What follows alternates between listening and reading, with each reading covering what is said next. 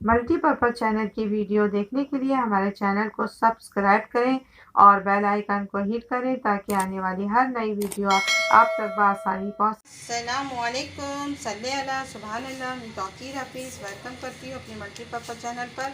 और आज आपको जो है आलू के पकोड़े जो है क्रिस्पी फ्राई में बनाना बताऊँगी और बहुत ही लजीज, बहुत ही यमी।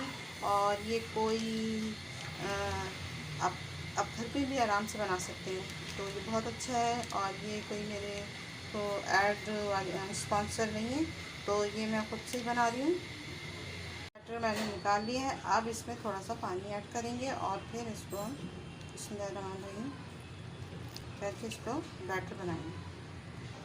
तो व्यूअर्स देखिए, इसका बैटर तैयार हो गया माशाल्लाह से। बस इस फॉर्म में आपको रखना है। बस अब इसको हम फ्राई करेंगे, इसमें डिप करेंगे और फ्राई करेंगे। ऑयल को गर्म कर लिया, उसको चेक कर लिया कितना टेम्परेचर है। इस टेम्परेचर पे आपने रखना है और जो इसकी फ्लेम को मीडियम टू लो रखना है। और इस पर हम चिप्स को जो अभी जो हम बना रहे हैं आलू के पत्तियाँ पहले कुछ भी इस तरह से फ्राई करेंगे। बस अब उसमें हम डालते जाएंगे बिस्मिल्लाहिर्रहमानिर्रहीम करके और